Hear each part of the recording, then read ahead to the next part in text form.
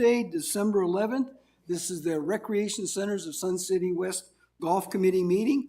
I am now calling this meeting to order at 1:30. If you're able, please rise and we'll recite the Pledge of Allegiance. I pledge allegiance to the flag of the United States of America and to the republic for which it stands, one nation, under God, indivisible, with liberty and justice for all.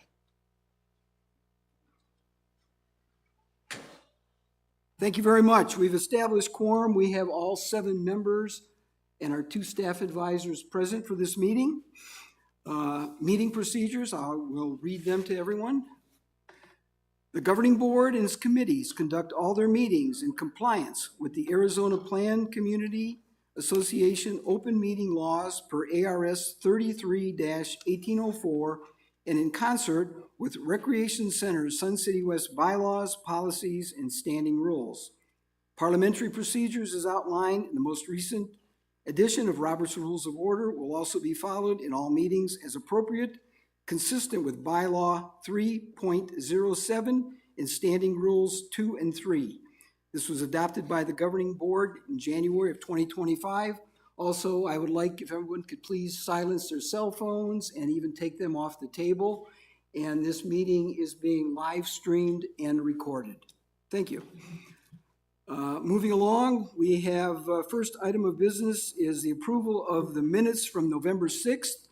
The minutes were distributed to all members. They were online on the hub several days before this meeting. I hope everyone's had a chance to review them.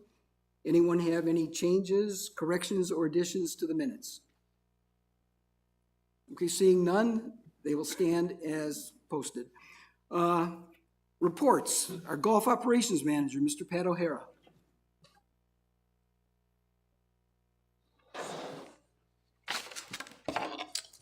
All right, good afternoon, everyone. I've got a brief report for the activities in golf ops the last 30 days or so. Wanted to give everyone an update. Our call center, we've been watching as far as the number of calls comparative to last year. We find that our residents are becoming more comfortable with the online presence of our portal and other online bookings of tee times.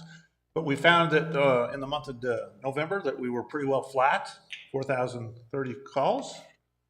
So we're holding tight. If you recall, last month we were up a little bit.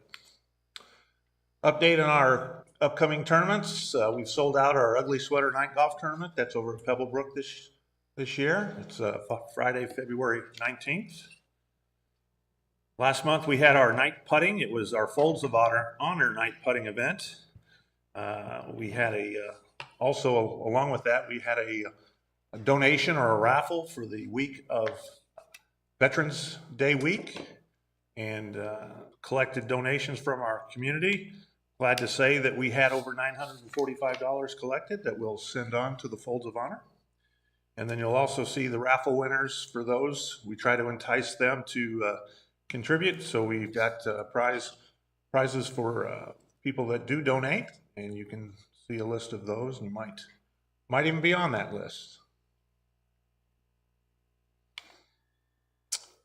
December has been a busy month as well. We had a JGAA tournament over at Grandview this last weekend. It was December 6th and 7th. We had 112 players for both Saturday and Sunday. This is a good event for us. I wanted to share with you, Easton Reichel shot 7 under from the blue tees to win the event. The interesting thing about Easton is he's a 15-year-old. So he's got a few more years in high school before he will graduate. These were 15 to 18-year-olds. This was past Monday. Also wanted to share this. You know, these are things that really don't get publicized or advertised outside their sphere of influence, if you will. We had Lady Choyas. So we had 100 ladies playing over at Grandview on Monday. 70 of them were from outside our community. And you can see the dates of the other 2 that we're hosting. So they did a 12:30 shotgun, and weather was perfect for them. This is some information that I was asked to bring Chairman Grom to the committee today. Is that something we want to talk about now, or do you want to hold off on this? This was information requested from the committee, public play numbers, guest play numbers, family play numbers, Sun City West, total play, lottery denials. And then I've got another presentation here shortly about group play. But what you see in front of you is the peak season numbers for total rounds of golf and how it breaks out. Public rounds, member guest and public are different.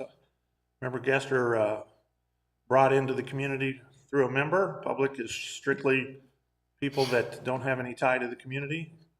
And then family guest is a family guest program that we have where you can get advanced tee times. So that is the breakout. We looked at it from prior year, little differences, and I can share that, but they're very similar. So that's that information. And then from a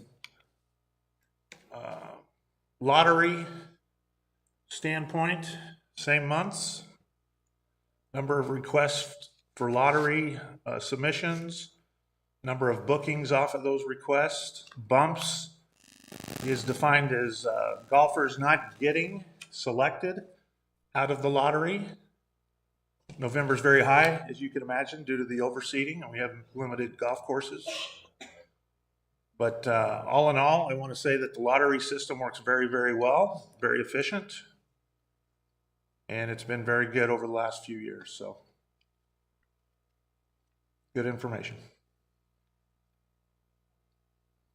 Or do you want me to hold a comment until he's done? And I'm good. Oh, you're done? I am done. Will you go back to, Pat, the golf rounds data, just to let, yeah, go one more. I'm the one that requested to see this because I've been trying to get a handle on outside play compared to our Sun City West members being able to get a tee time. And if I look at the public round, and this is the peak time, as Pat said, if you look at the public rounds and the member guests, really member guests are public because they're not a Sun City West member. So if you put those two percentages together, 17% of those rounds are being sucked up by outside players, which relates to the number of bumps that we have, which, what's wrong with that? Let me correct you on that. Okay. Public aren't in the lottery? No, I was just going to clarify that. Okay. Okay, yeah, so go to the next slide. All right. And in the lottery, only member guests and members can enter the lottery. But let's say you have a 10, as I understand it, one Sun City West member for 4 tee times, right? And they're one of them? One and then 3 guests. Yes, so that even complicates it, that you could have simply in a foursome, 2 foursomes of 8, try to simplify this. 2 are Sun City West members, 8 are outside on the lottery, which is causing the community not to get tee times. And so I was looking at these two to get a handle on how much, and Pat, can you go back to that last slide again? I can. Thank you. Oop, Wrong sorry. direction.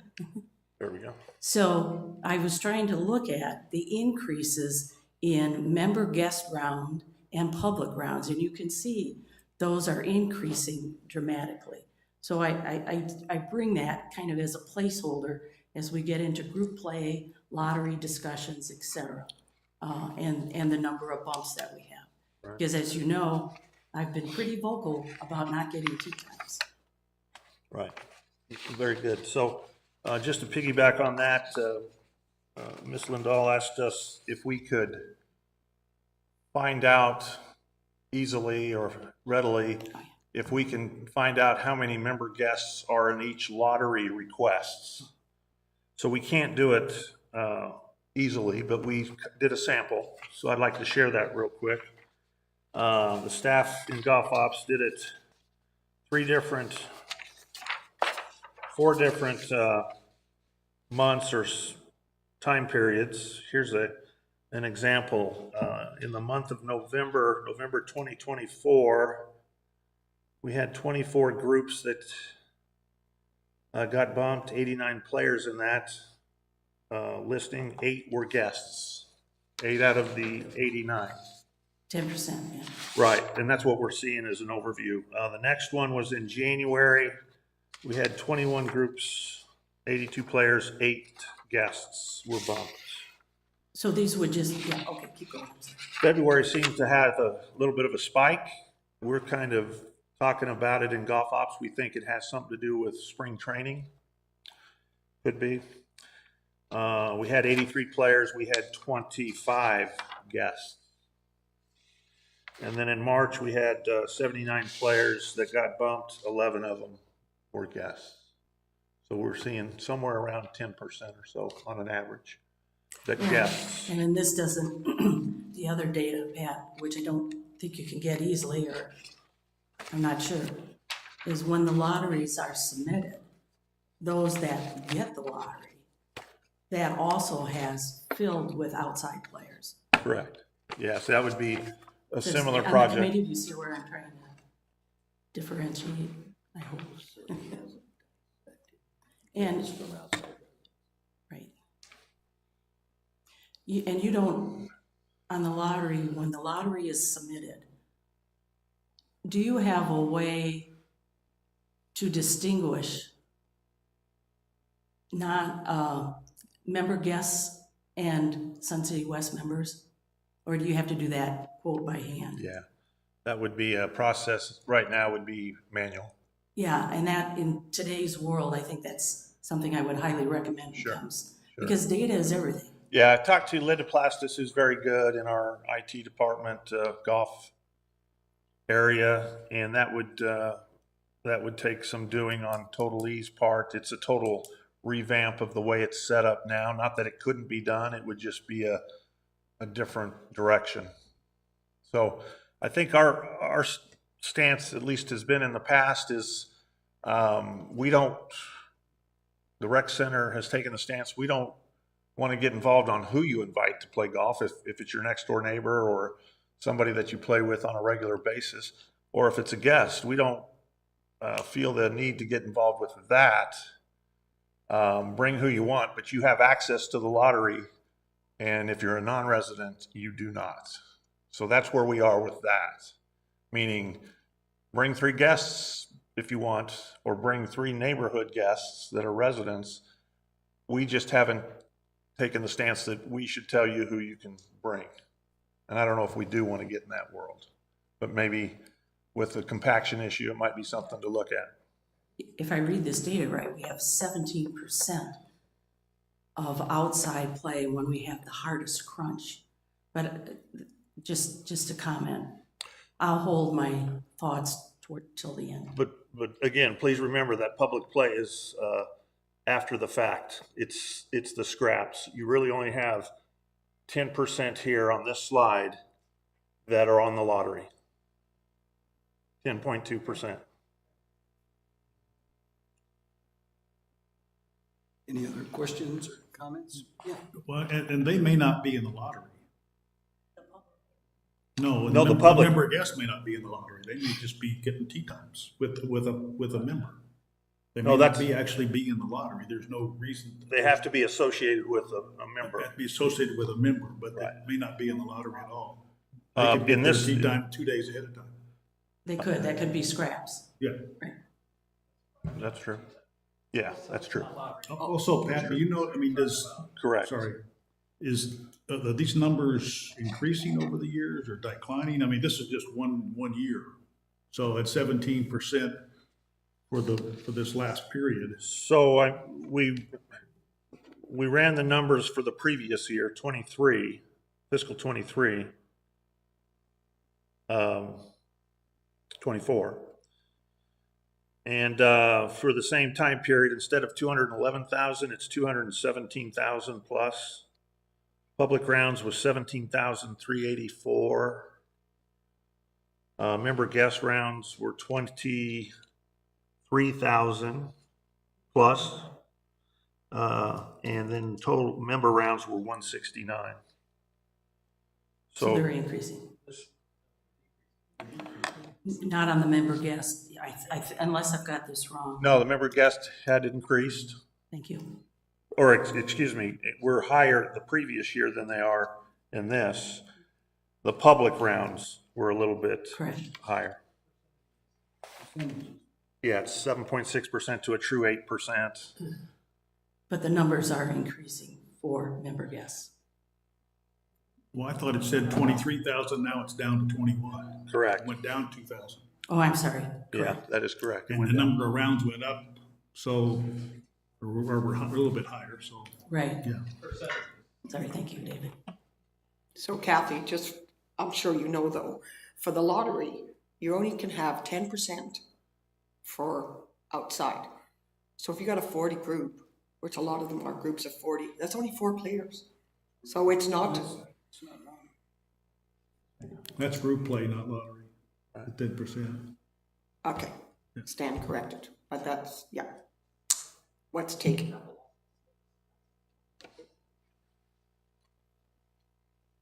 You have, I'm good. good, okay, any other questions? We have a question from the audience, please, come to the microphone. And, yes, to the microphone, please, and name and rec card number, thank you.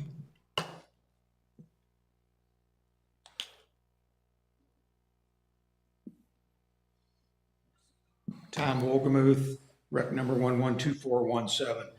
I think the thing that we're not looking at is the economic impact of the public players and the member guests. They're paying considerably more than the member is. So in a group with 1 member and 3 guests, how much more money are we bringing in? Without that, what are we going to have to start paying for our own dues to play?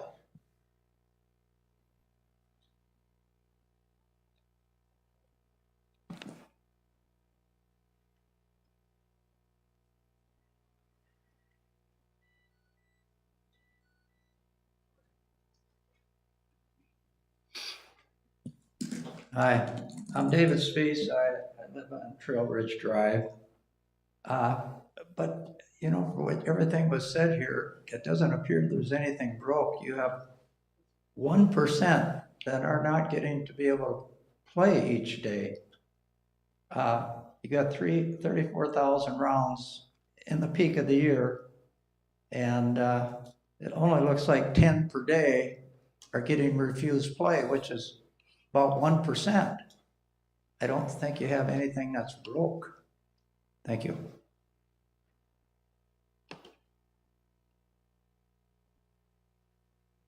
Any comments online?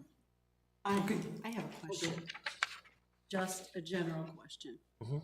For all these numbers, are all tee times filled All these numbers, that you had shown us Yes. before? Is every tee time filled? in multiples of 4? Probably not, no, because golfers don't always play in 4s. Okay. Is that the, Is Well, that I the just answer? wondered, the question I guess I have in my mind, are there still open tee times available for residents? so as you get closer, like an airline's ticket, right? As you get closer to the day of play, all those start filling up. So depending on the day of the week, Sunday's not as busy as a Monday. You might have availability more on a Sunday than a Monday. But no, as we go through busy season, you're going to find that the closer you get to that tee time, the less chance you're going to be able to get a tee time. But after the lottery, there's still availability for tee times. Yes. And Pat, I assume that public play gets 4 days ahead. Public day is 4 days ahead, and then we participate in Golf Now, and they're 3 days ahead. Okay, so there's 10%, or what is, I forget the number, there were 7% of the people with public play that can get tee times at 4 days out. So that means that members at 6 days out should be able to find tee times if they want them, unless they want a course at a time or something Right. like that. Yeah. So, I mean, there are tee times available, because you got 7.6 of the people finding them 4 4 days, days and out. 4 days and earlier and later. Correct.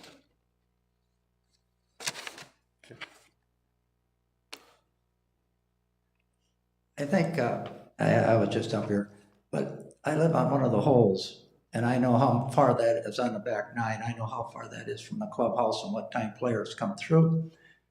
The vacant tee times are the tee times that are about 1:15 and 1:20.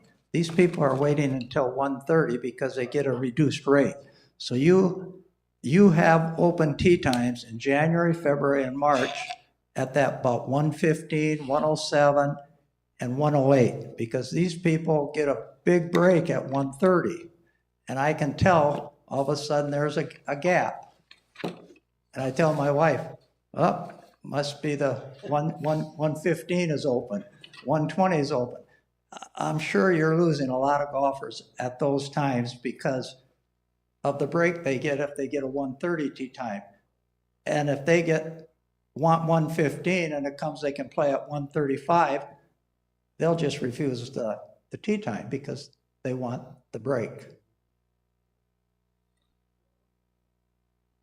And to comment on that, our Golf Now program is geared around our 122 tee time. So that's the first one they're instructed to fill because of that reason.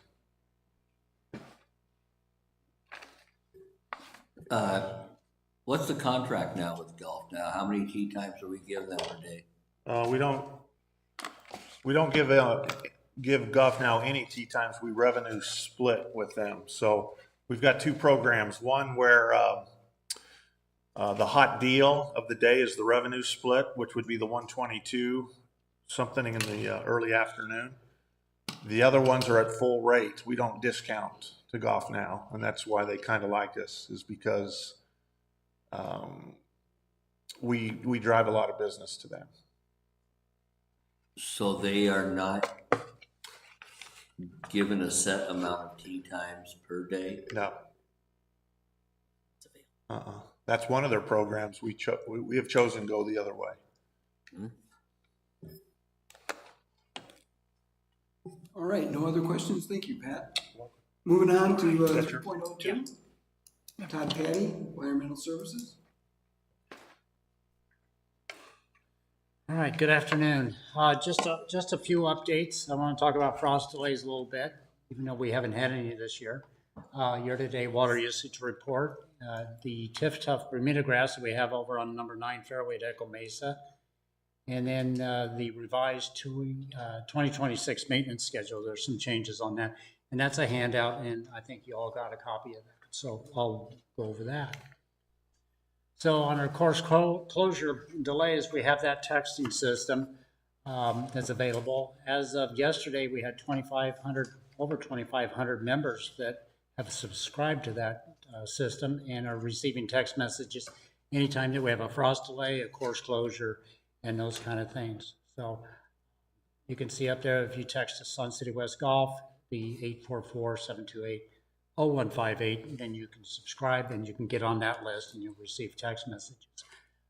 That's something that I put out myself early in the morning. I try to put that out around 6 o'clock in the morning to give everybody a little bit of time to figure out what they want to do if we do have a delay or a closure. So the picture on the right, I don't know if you've seen that before because I've used it before. That's frost damage on a putting green. And so that's a classic example of why we have to call a frost delay and keep everybody off the golf course.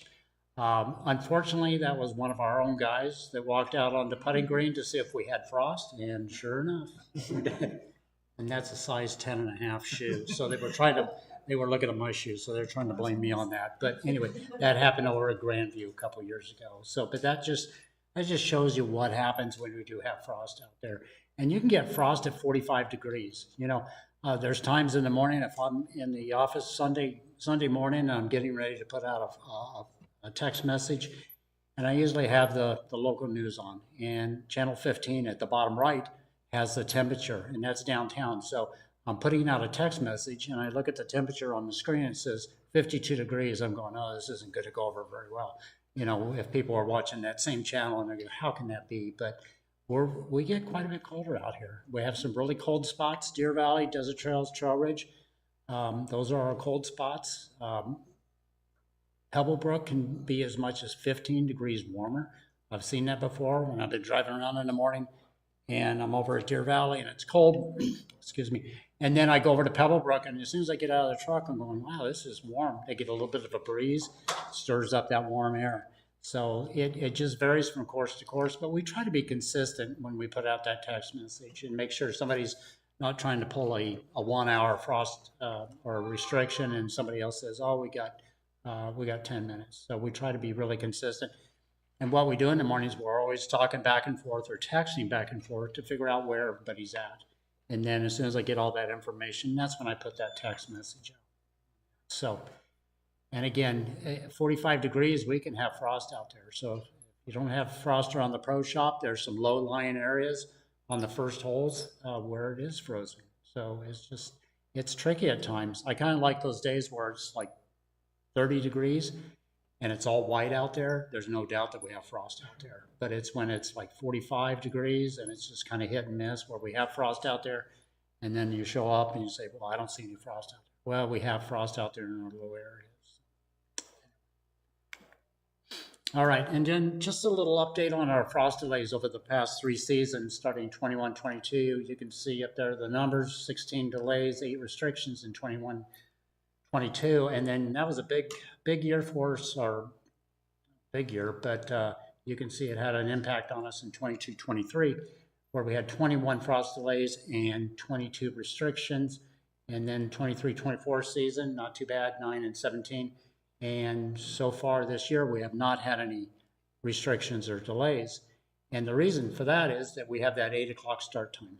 So I can tell you about 3 weeks ago, especially at Deer Valley and Trail Ridge, if we would have been going off at 7:30, we would have had to call a half an hour car path restriction. So that 8 o'clock that we have, that start time in December and January is doing its job. And that's preventing a delay or a restriction. And then our water usage update, this is through November. We're doing really good, as you might expect, because of the rains that we had early on this fall. We're 404 acre feet under our less than what we did last year, and we were under our allotment by 34 acre feet last year. So I'm confident that we're going to be under our conservation allotment again. This would make it the 13th year in a row, which I think is pretty good. I did some research and I found out that area golf courses in the Phoenix area are usually between 30 and 50% over their conservation allotment year after year. So I feel really good about what we're doing. And, you know, I've talked about this before, the projects that we do, our capital projects, and we spend the money on our shorelines. We're investing in our irrigation systems. We're taking out turf like we did at Grandview in Echo Mesa. And in 2027, we're going to be over at Stardust. So I think all those things combined are keeping us under our conservation allotment. And we're currently under the 5th management plan right now. And I don't know if they're going to adopt a 6th management plan, but if they do, I feel confident that we're going to be in good shape if they do that, if they reduce our allotments. And then the Tiff Tuff Bermuda grass over at number 9 Fairway at Echo Mesa. We painted that on this past Monday. You can see the picture on the left. And then we mowed it on Tuesday. Now, I've had some comments about we're filling divots with the ryegrass mix, and I knew it was going to germinate and grow. I didn't think it was going to grow that much, but the weather that we've had, upper 90s, close to 80 degrees, that's perfect. So we are getting a lot of growth out of that. So we're going to mow it every week to keep those ryegrass tufts down a little bit, keep that level with the dormant Bermuda. But I tell you, I feel good about this right now. The wear patterns, I'm not seeing any car traffic out there. So I think this is going to be our new grass going forward. I really do. So that first morning that we sprayed it, I was out there watching them, and I had a golf ball, and I was rolling the golf ball out on the fairway, and it was picking up a little bit of the dye. But I was out there again this morning, and even with the dew, you're not getting any of that. So that was my concern when you use paint. You get it on your shoes, especially if you have got white golf shoes, and then you get it on the golf ball, and then you dry it off on your towel, and then it just goes from one place to the other. And so that's not the case.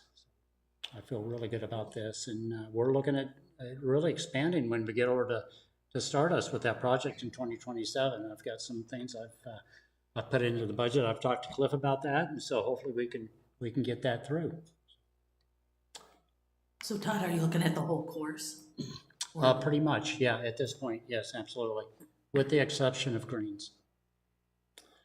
So, and then again, the handout that you have, the 2026 maintenance schedule, everything's pretty much the same. We have the spring aerification, the summer closures. We're closed at Deer Valley and Desert Trails this coming summer, our course maintenance days and summer aerification. But the big change is in the fall overseeding. And as you know, it's staying hotter longer into the year, and that's always given us a problem. Although this past year was pretty good, the weather was just perfect, but I don't think that's going to be something that we're going to see going forward. I think it's just going to get hotter and hotter. And so, as I mentioned, it gives us a problem of the Bermuda grass coming back. Some of the ryegrass tends to die off a little bit because of the heat. So what we'd like to do on the first 4 golf courses, we're going to go back to 3 weeks and 1 week on the cart path. And then the last 3 courses, we'll stay at that 4 weeks, because we need that 4 weeks. We need that extra week when it gets cold, because your germination is slower during that period. So that will ensure that we get the ryegrass up and running, and we get our heights down. So that's the change, big change for next year. And again, it's 3 weeks, 1 week on the cart path, and we'll be good to go. But I just think we just have to do that with the heat.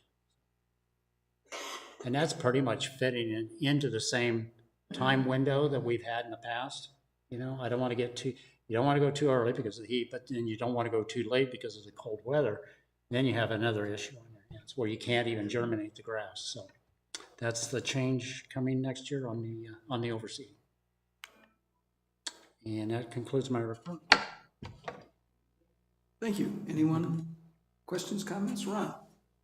I don't know if this is to you, Todd, but probably to Pat, going back to frost delays. Has it ever been discussed in the past about not having a frost delay, but just to start the tee times at a later time? And if you've got a 7:30 in the morning tee time, you're out of luck that day. And what was the result of that conversation? I think I'll pass Yeah, this on. I could talk to that. So there's really 2 ways to handle frost delays, is to push them back and let everybody that played in the morning continue to play, or you cut it. And I've worked at facilities handling both ways. So if we had a 2-hour frost delay at this particular facility, we said anybody that was before the first hour and a half, we had a 30-minute buffer. We're going to cut those tee times and start off, and the most you're going to be is a half hour behind. Challenge we have is group play. I've got groups that are half in that and half out, so I would be cutting 3/4 of a group out or a half a group out. And so that's one of the reasons why we don't do it that way, is because you would be losing a predetermined group without any of it wasn't their fault, it was just the weather. So that's why we've chosen to go and push them back.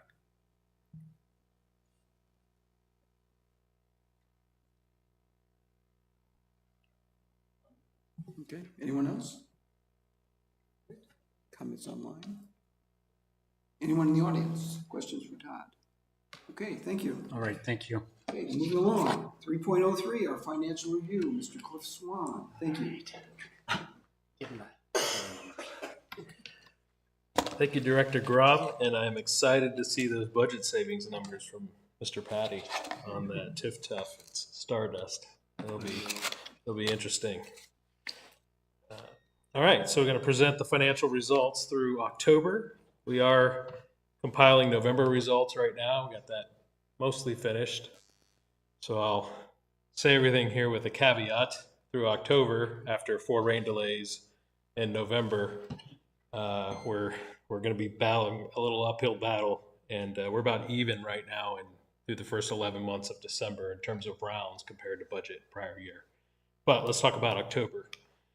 October, pretty much right on budget, really. I mean, 70,000 ahead in revenue. I will say that that 72,000 or that 70,000 is on 2,800 rounds, which is our least least value rounds, because we have summer rates and 1 transition month in there. So you'll see the impact of that. So for example, 2,800 rounds drove an additional 70,000 in revenue. Looking at the numbers right now, we lost 3,500 rounds in November, just that 1 month. And the impact of that was about 145,000 in revenue. So 70 rounds in the first 4 months generates, 2,800 rounds in the first 4 months over budget, and prior year generated an additional 70,000 to the budget, but 3,500 rounds in 1 month drove a decrease or an unfavorable amount to the budget of 145,000. So because of the value of the rounds in November versus the value in those months. So just something that we always have to be, we don't have any control over weather, but just something we have to be conscious of. So I hate to, rain on the parade, but so to speak, but it's a good thing we had those additional rounds in revenue because it helped offset some of the loss from the rain delays. Excuse me, 112,000 over prior year with the rate increases and the round increases through October. Looking at the card types, so we got our golfer types, and we like to look at the card revenue. I will say we are down in card sales through November compared to prior year. So not sure what the reasoning is for that, and if our play and our card rounds are going to decrease, we're going to have to depend on non-members to golf. So, and our strategic priority, one of our strategic priorities that Pat has in golf is to how do we get more golfers in the community to golf, get more people to move in the community who are golfers, and to get people who don't golf in the community to golf. Because those are cheaper rounds, but they'll golf more because they're here, and they'll golf year round, or they'll golf longer than the public or non-members would golf. So that's what our strategic priority is. That's what we're looking to do. How do we grow that? And we've got some survey data out. We've got the master plan coming, and we've got that strategic priority that we're analyzing right now. But looking at the golf card revenue, so even with golf card increases, our golf card revenue for Kachina and Coyote are down. Now, a lot of those card holders moved to Twilights because it's a better value, and some of them moved to Unlimited. But overall, through October, we're 16,000 ahead in golf card revenue. Now, if we look at the greens fees tied to those golfer types, you've got the golfer types for the Coyote, Kachina, and those generate golf rates. So those golf greens fees are up, but we imposed a golf rate increase, and that's why those are up. And the rounds are up a little bit too. That's kind of driving it. But 68,000 increase, or 6% increase in those greens fees year over year. Most of that's 23,000, and the 35,000 are from non-card holder from the rate increases that we put in.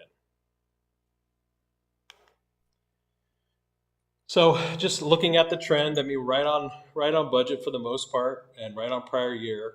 And you can see we're getting ready to embark in a climb the hill in the roller coaster. So we're on that path right now. And same thing with the rounds. Revenue will follow the rounds, of course. Switching to the expense side of the income statement, or the statement of revenue and expenses for nonprofits. We are at 399,000 savings. There's two things driving this. One, unfortunately, we got hit with some high turnover in the first 4 months of the year in the golf maintenance department, and we've been chipping away at that. It's getting better, but we're constantly fighting that. So in wages, benefits, and taxes, we have 161,000 favorable there because of budgeted seats or positions that have not been able to be filled. And those also take the form of, insurance, census and things like that, health insurance. And so all of those costs get saved. Unfortunately, some of the things on the golf course that are not essential, meaning that don't have to get done. Unfortunately, those kind of get kicked down the road a little bit or don't get done. So again, we're chipping away at that. Todd's working really hard at that to get that back. But the other thing driving it is in the landscape maintenance area. Last year in October, and we budgeted the same cycle of expense here because we wanted to capitalize on this again. But last year we purchased $260,000 in chemicals. We did a bulk purchase last October, and it saved us $70,000. And we took the initiative to do that. Unfortunately, those chemicals weren't available this October to be purchased, and they weren't on sale, and they weren't available to be purchased. So there's about a $200,000 variance there right now in chemicals and fertilizers for the golf course. So we'll have to buy that as we go throughout the year. So we'll chip away at that favorable variance there. Eventually that'll wash out. The other savings there is just seed prices were down compared to last year and budget. So unfortunately we won't have that $200,000 the whole year, but we'll purchase that fertilizer and chemicals as we move through. We didn't purchase it in November either. It probably wasn't available still. No. Yeah. So we'll carry that in the next month as well. But overall, $399,000 favorable to budget. And then of course, compared to prior year, that's a $200,000 or so variance there, $198,000 favorable to prior year. Trending right along with our wages. Obviously, we're in between prior year and budget, but that just shows our wages and benefits, and then our overall expenses.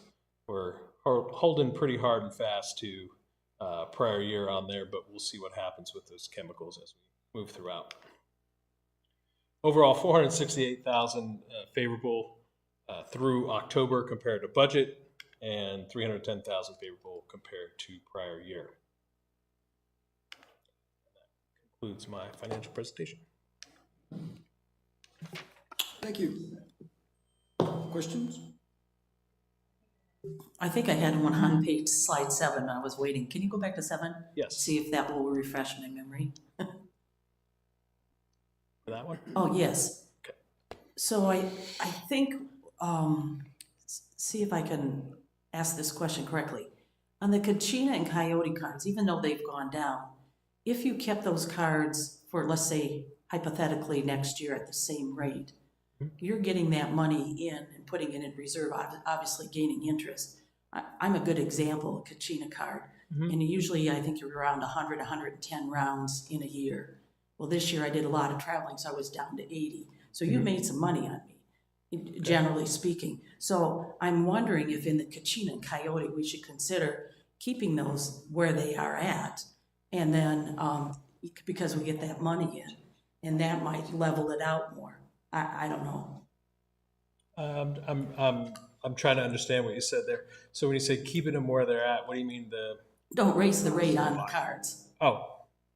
You think maybe some people fell off because we raised the rate? Yeah. Okay, gotcha.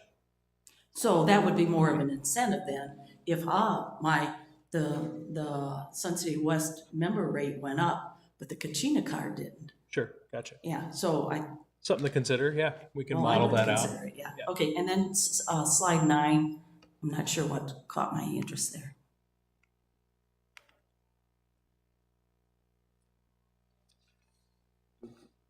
No, I'm good. Thank Okay, you. you're welcome. Anyone else? Questions? Anything online? Anyone in the audience?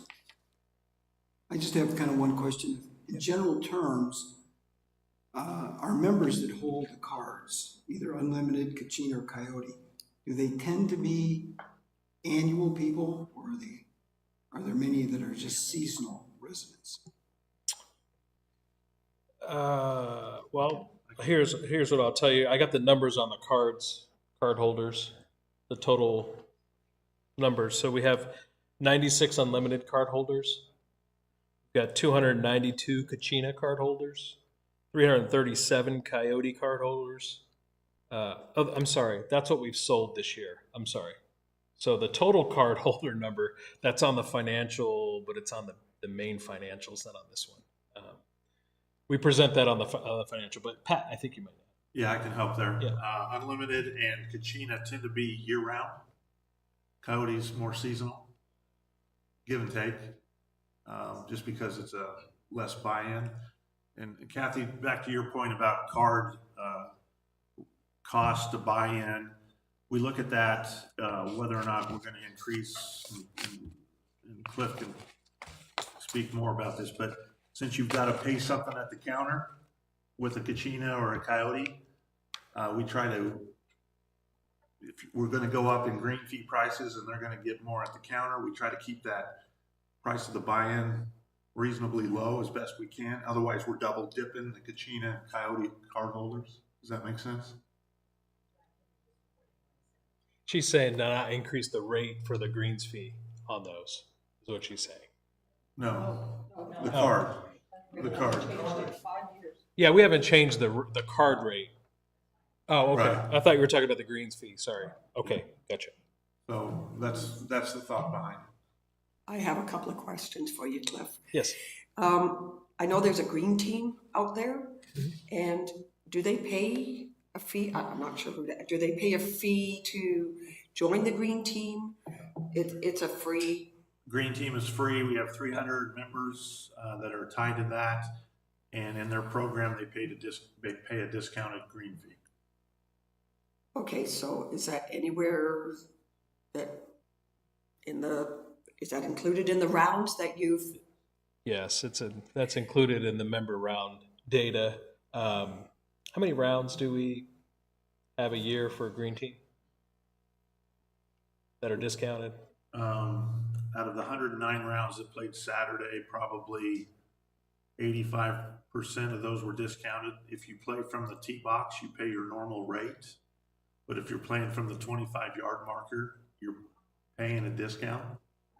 So the majority of them that are playing, 85%, 80% are playing from an up tee. But if you do play with the green team and play from the regular tee boxes, you pay your normal rate. So out of the rounds in a year, Less than 1,000? total rounds? Well, how many times do they play a month? 4. Okay, 4. Okay, So you're probably 4,000. talking 4,000 or 5,000 rounds. We can get you that number. And all that is included in the Correct. Yes. revenue, right? Yes. Okay, so the only other revenue I'm looking for are lessons. Does that go strictly to the pro, or does it go to, this has never been brought up, so I'm just wondering where that revenue is, and I've never seen it in the presentations. So I can give you you don't have it in front of you. I don't. It's booked in other revenue. Yeah. But other revenue for the whole year is 1,000. Right. It'll do it. So in these in general terms, Oh, unless is it an ancillary? it's an answer. It's an ancillary. Sorry. Yeah.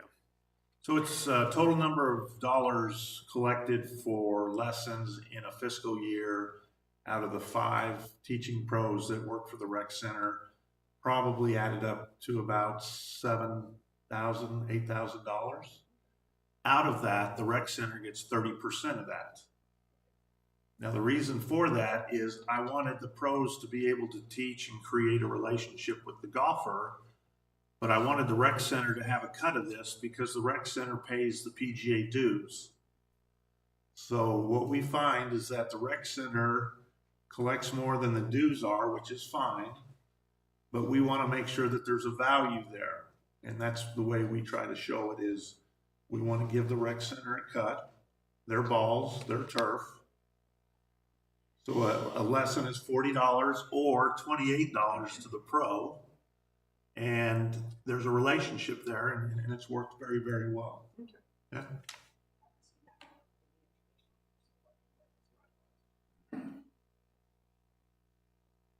Anyone else? I do have one last thing. If in promoting golf, generally, are people that are card holders, do they generally play enough rounds that it's financially to their advantage, or? I can comment on that from the people that I play with that have cards. So this year I was below my normal, meeting the 110 rounds or so. And so was another person. And so they're going to not purchase that card anymore and either go down a level or just not purchase anymore. So that's what I'm tending to hear. For me, I'll probably purchase the same card because I think it was just an anomaly for me the previous year. So if we were to promote something, do we promote people getting cards, which is money up front, but then if they play often enough, they play at a reduced rate? What would be a logical way to pursue that? Well, it's a personal decision, really. I mean, you want to give a discount so that if they hit their number, it makes sense for them financially. Whether they golf that or not, we have no control over. So we just present it in a way that if you golf enough, for example, if you buy a unlimited card, which is what, $3,900? If you golf 200 rounds, you're golfing for $20 a round. That's a pretty good deal. I mean, So at each of the pro shops and golf ops, we have a summary page that says, how many rounds do you plan on playing this year? And we break it out based on generalizations, half in the summer, half in the winter, executives versus regulations, and say this isn't exact, but if you play this many rounds, this is the card for you. And that tends to help make decisions for everybody. So we do promote them, yes. And just an FYI, I'm the opposite of Kathy. we do. We I've have had for that. 8 years, I've had a Kachina card, and I stepped up this year and bought the unlimited. So it goes both ways. Okay, no other questions? Seeing none, we'll move on. 4.01, our golf working group update. Back at our October meeting, we reviewed all 9 of our golf policies. 7 policies had no changes made to them. And 2 of our policies, G04 and G10, we referred and we established a working group to look at what changes needed to be made or potentially could be made to those 2 policies to help out our courses. So the working group first met yesterday, and it was chaired by Mr. Eichner, and I will let you follow up on that. Thank you, Rudy. So yes, we met yesterday. When it came to 04, policy 04, which deals with the golf carts, and the wording of that now says, restrict the number of powered golf carts or vehicles allowed per foursome, and also set conditions for powered golf carts for overseeding and Bermuda grass transition things. So those 2 we looked at, and we did not see a reason to change the current guidelines on those. They're published. We did talk about, I know Ron had mentioned, and we talked about, should we allow more carts out for given circumstances and occasions? And we felt that there was absolutely no way to administer that or police that. And so it was just opening the door for a lot more golf carts on the golf course. So we as a working group are recommending no change to that. The same with the ones for overseeding where we have cart path only occasionally, those types of things. We did talk about wanting to add to that authority to set specifications for golf carts, covering the size of the cart, tire size, tread type, those types of things. That wording is not, we were just met yesterday, the wording has not come together yet. I know Pat and Todd were gonna work on what that wording would look like. And we discussed, a lot of golf carts are out there for many years, and what happens if somebody has a cart and it doesn't fit to there? So we talked about grandfathering existing carts in unless they're a real problem and causing and tearing up the turf, and that this would apply to new carts brought onto the into the community or purchased by community members going forward. So that's what we talked about on 04. Anything else from the members? Okay, on 10, we looked at 10 with the public play cards, and we looked at that, and we also felt that there was no reason to change that. We realize there's only a handful of those being sold at the moment, but those people get no special benefits beyond any other public play person, unless they play, gosh, I think it's, 70, 80 rounds a year before they start breaking even. And so if someone plays that many rounds, they will get a slight discount in the play per round, but currently that's not the case. Those people are currently, with their $1,600 fee and their green fees they pay, are paying the same, or in some cases, if they don't utilize it, higher than other public play rates. So it's not being heavily utilized, but we also are not being damaged by it. Working group members, any other comments? Okay. Thank you. Okay, thank you, David. We'll redline those as needed, and at our next meeting, they will be on as an item of business, and we'll either approve or reject whatever you had to say, and then we'll make our recommendation to the board. Okay. Moving on to 4.02. We're all looking to hear from you, Pat. Annual group play. All right, a few slides on an overview of group play. Group play is a program that is administered through the Golf Operations Department. You'll see the numbers here.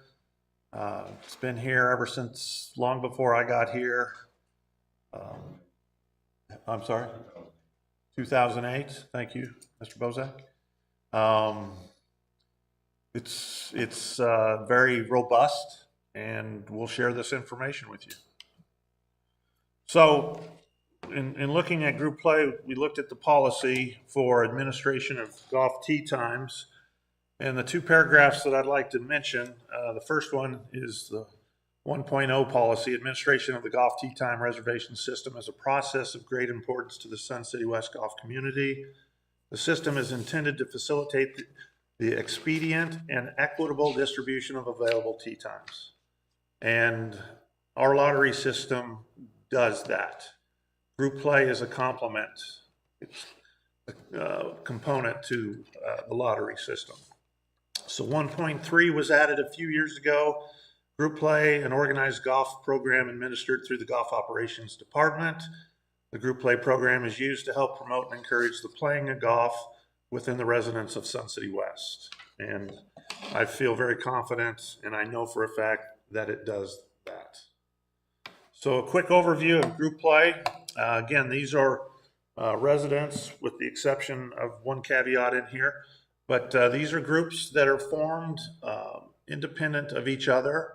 There's no structure, there's no rec center association to it. They tend to be social, they tend to be based on gender or like interests, could be ability. So there's a lot of various ways these groups are formed. We've got men, women, we've got mixed, and you'll see that as well. But groups are 16 to 40 players in each group. So if you have 12 players, you won't make it into the group play program.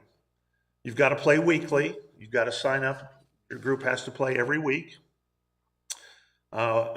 When we set this up, we have open play approximately 60 minutes between groups to spread them out, and you'll see how that's handled.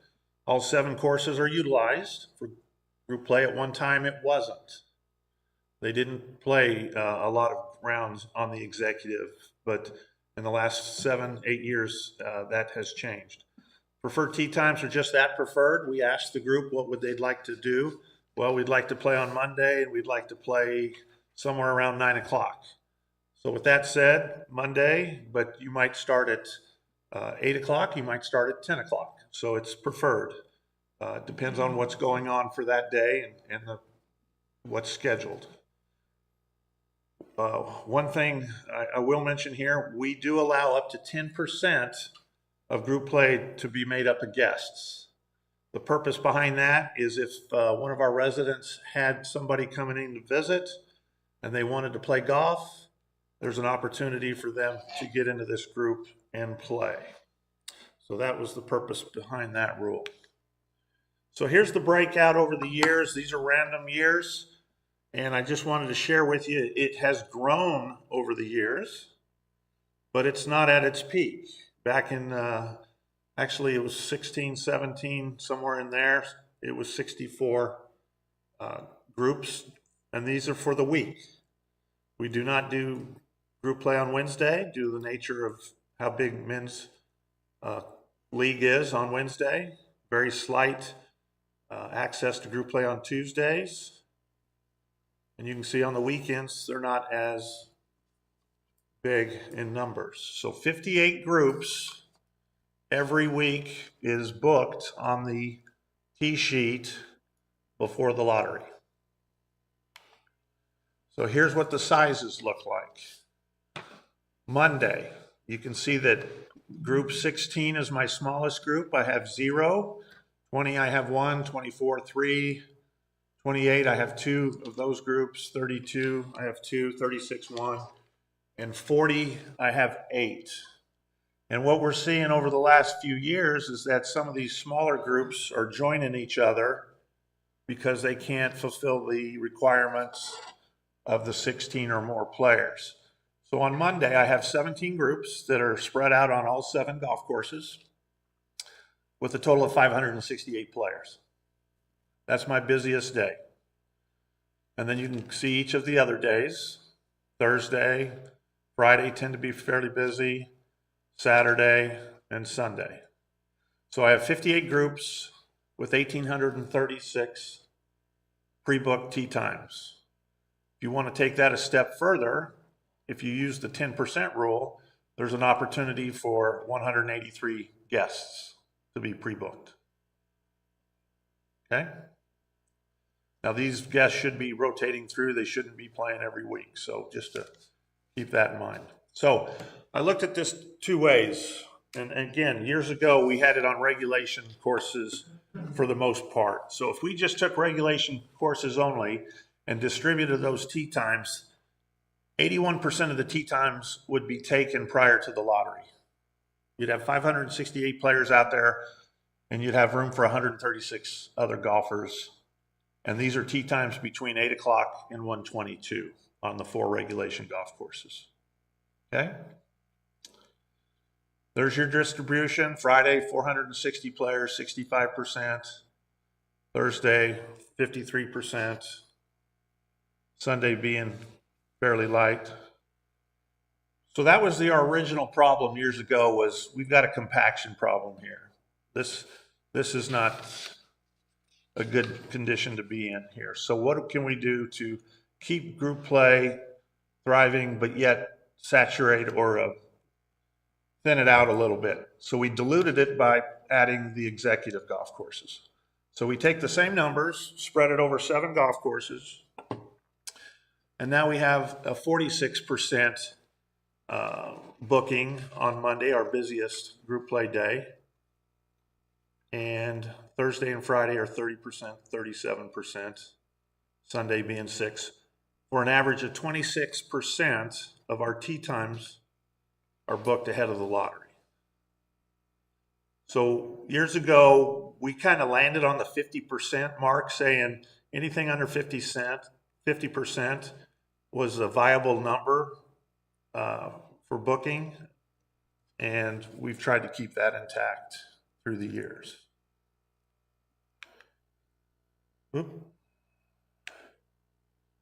So the current breakout of the 58 groups, 41 are men. I've got 11 that are ladies, and I've got 6 that are mixed. I've got a few groups, 6 of them, that play multiple times a week.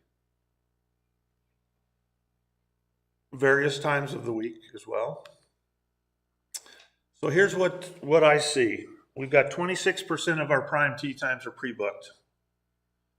Many of the residents who play in group play don't use the lottery system to book tee times. They use this. They play Monday group play, Wednesday for men's, let's say, and Friday Ladies tend to be Tuesday, Thursdays, and Saturdays. We don't collect a fee. There's no upcharge for this. This is a part of a Sun City West membership. Group play encourages our residents to play golf, and I will say that is the case. It really does encourage them to play. And most of the residents who participate in group play have an annual card, and we're seeing that it's over 80%. So a lot of cards are used and sold, I'm sure, because of the group play. So all in all, you know, I when I first got here, I was kind of anti-group play. I felt that it was slighting the residents, but at that time we weren't selling all of our tee times to begin with. So it really wasn't, because I wasn't maxing out. Over the years, I've come to appreciate group play because of what it brings to the table. Both men and women, if the weather's a little iffy, they egg each other on. Frost delays is a great case in point. The ones that don't cancel in frost delays tend to be the group play. They'll stay intact. So we appreciate that. But I think what needs to come, everybody needs to come to terms with, is these numbers right here. Are we comfortable saying that those percentages prior to the lottery are okay to fill? And in my book, Monday is competitive. You've got 664 tee times available for the lottery. 568 minus a maximum of 56, so just over 500 of those are members. So they're not coming from across the street or down the road. They're our members. It's just a good way for us to efficiently fill tee times. So, any questions for me? Pat, could you just give those, you've got the men, Yeah. 41 groups, 71%, 1,800 participants. Did you break that down to how many women versus men in that 1,800 numbers? Because these groups it's deceiving to say it's a percentage. Sure, especially when you're looking at that stat right there, which is Correct. men and which is ladies. Right. So we did a quick survey. Women that represent these groups, and I couldn't point them out to you off of this chart, but there's 11 of them, and they represent 256 to 300 people a week are women that play. Now, please remember, this does not include league play. This does not include Choya. It does not include Green Team. This is strictly self-organized groups out there. So.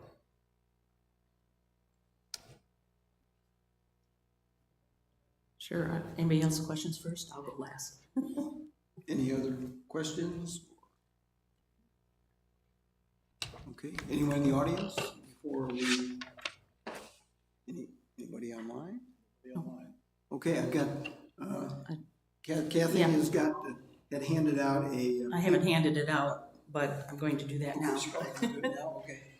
I've been thinking a lot, as you know, on group play, lottery play, and other thoughts. Some of this that I've written up may have already changed, but I just wanted to show these items as possible discussion or probable discussions maybe for January. The first question I have really is, Pat, is when the courses are closed in the fall, end of September through November, is there group play or not? There is not. Okay, good. I think that needs to go into the policy potentially. Okay. That would be an addition or a change to a policy. May have to wait a year for that to loop around, because I don't know the timing with the governing board. The second one I have is increase the range of the tee times so that there's a better chance for lottery and Sun City West members to get more of a prime time. I think you said to 1:30, did you say? Right, so that, let's see here. Had it at the bottom of, here we go. 8 AM to 1:22. 1:30 becomes our twilight fee, our rate break. So that truly is our prime time tee sheet from 8 to 1:22 in December, January. Then it goes to 7:30 to 1:22. So you're kind of bound up by that start time or that ending time. Right, and that's Because indicative. what happens, I want to go back to Julianne's question earlier that said, are there available tee times? Yes. It was a general question. But there are, but they're so late in the day, you can only get 9 holes in. And so what happens is with the group play, which I'm not trying to blow up the group play, Right. I'm just observing what it is doing.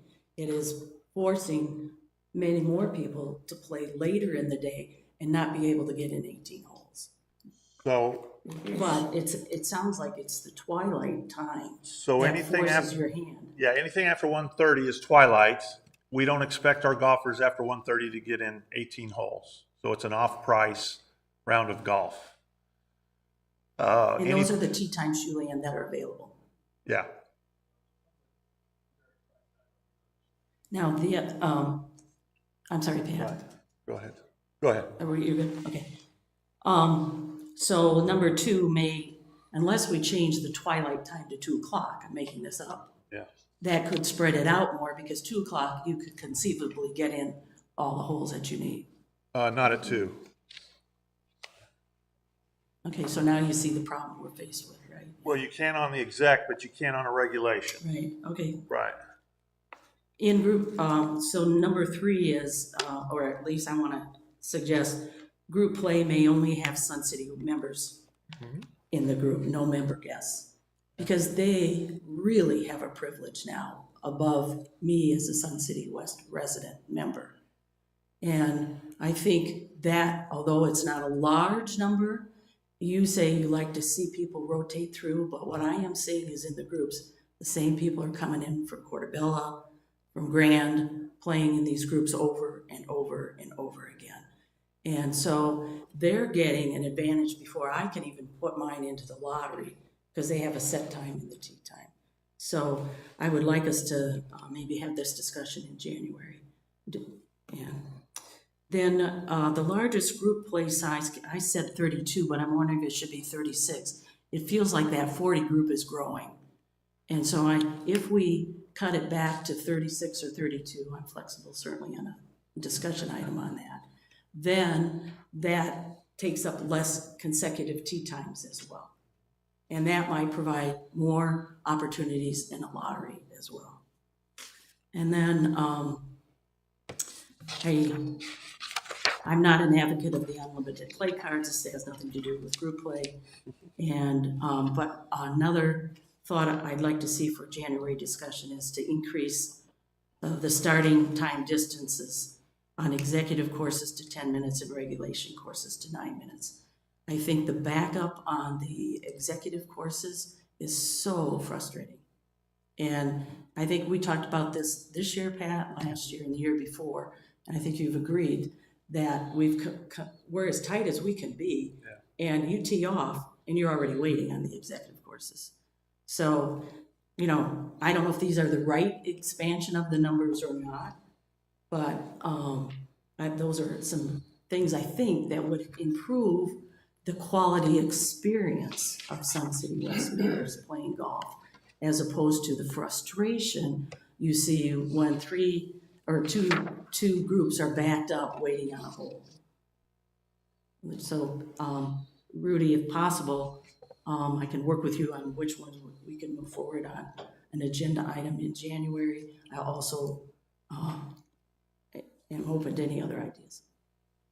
Okay, how does the committee feel about this? We work on looking at some of these questions, and I think part of it would be getting with Cliff even to look at if we had fewer tee times, how that would impact our income. We'll do that for next month is the committee willing to put this on the agenda as a new business item for next month?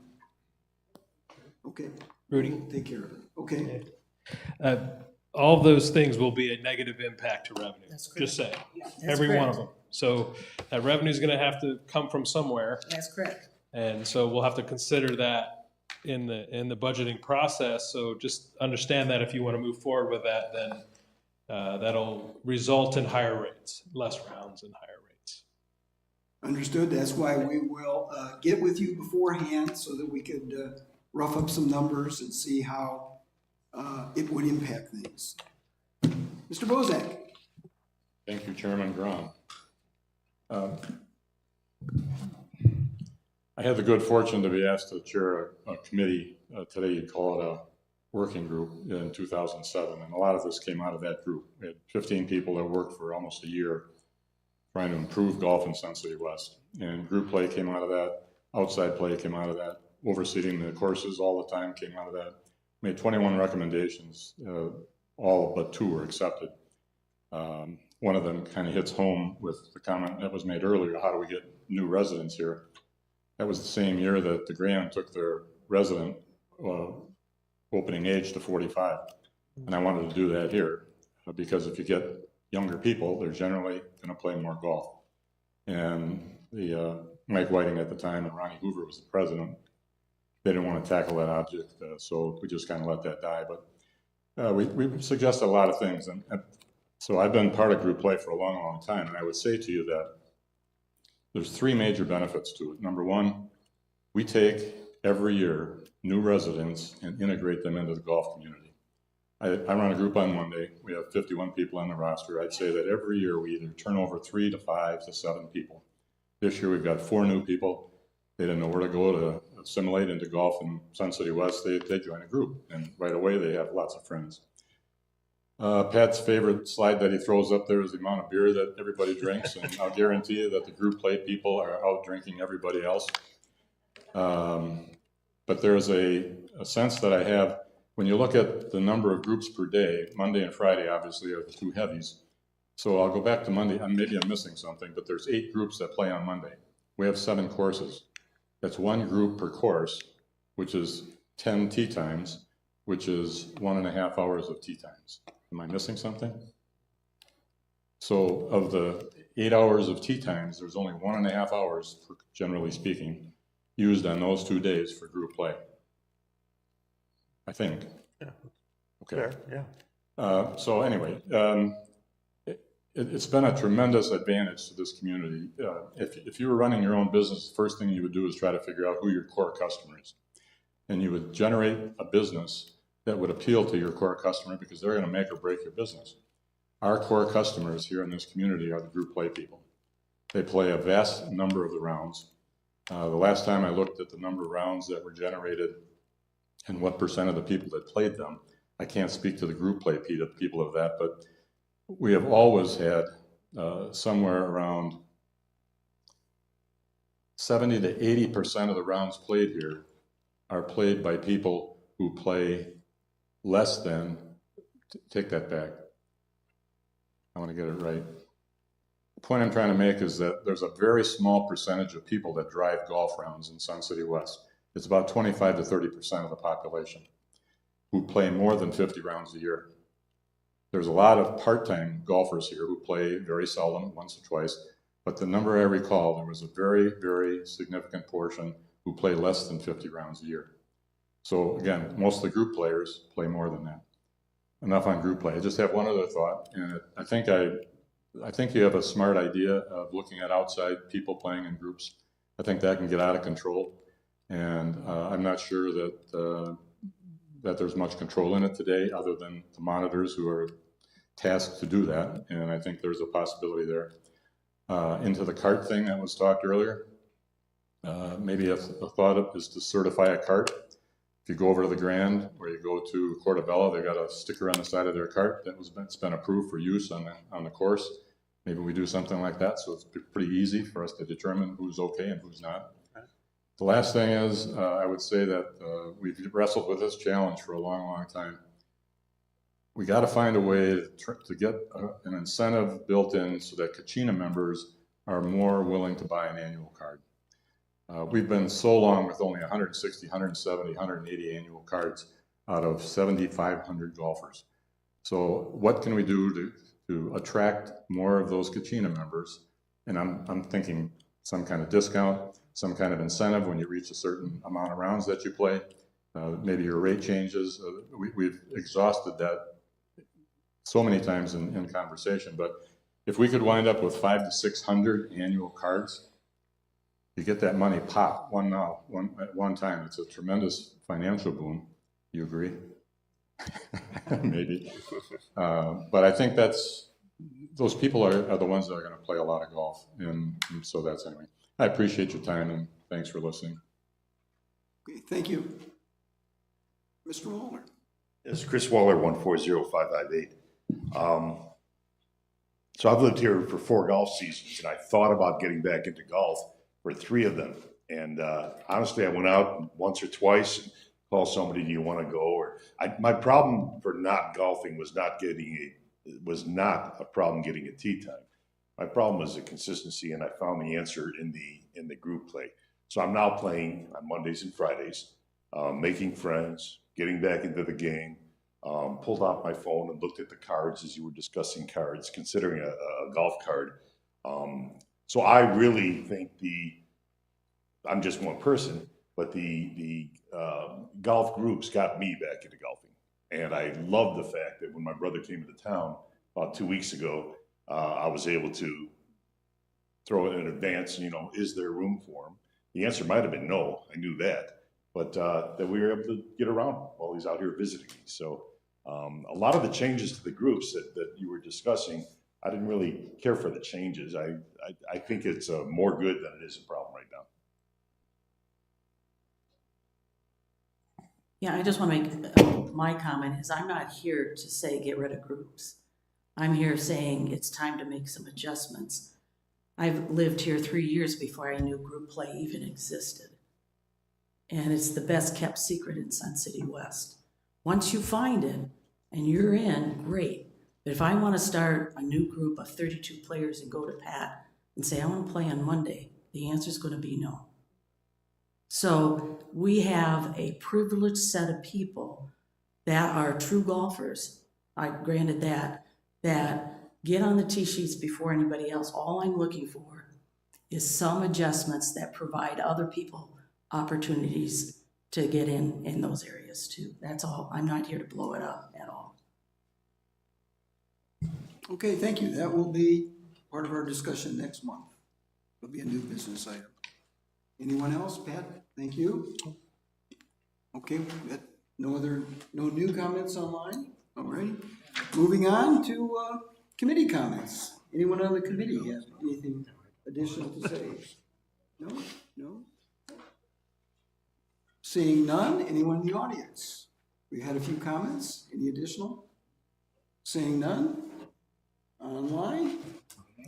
Well, this could be pretty quick for us. Our next meeting will be on a Thursday, January 7th, 1:30, right here. With that, this meeting is adjourned at 2:53. Thank you.